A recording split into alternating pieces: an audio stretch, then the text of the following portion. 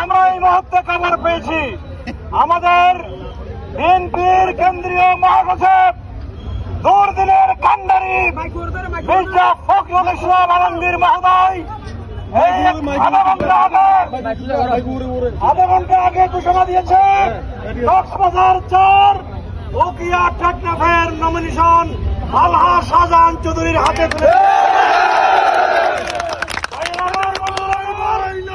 আজ পর্যন্ত উকিয়া টেকনাফের বিএনপি এবং উকিয়া টেকনাফের মানুষকে উনি পরিবার হিসাবে গ্রহণ করেছে।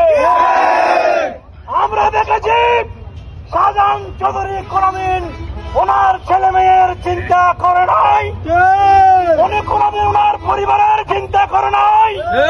উনি উকিয়া টেকনাফের এই ছাত্র সমাজ কিভাবে শিক্ষিত হবে, বেকার যুবকের কর্মসংস্থান কিভাবে হবে সেই চিন্তা জীবন করেছেন। আপাতমস্তক একজন ভদ্র রাজনৈতিক ব্যক্তিত্ব দক্ষিণ চট্টগ্রামের সিংহপুরুষ, যিনি বিগত 17 বছর পুরা কক্সবাজার জেলা বিএনপিকে জননেতা সালাউদ্দিন আহমদের নিশানায় তারেক রহমানের নির্দেশনায় কক্সবাজার জেলা বিএনপিকে নেতৃত্ব দিয়ে ঐক্যবদ্ধ রেখেছিলেন। আমাদেরকে কোন ধরনের বিশৃঙ্খল আচার আচরণ করা যাবে না, কারণ যারা আমাদের বিএনপি থেকে নমিনেশন চেয়েছিল ওরাও আমাদের নেতা এবং আমাদের ভাই।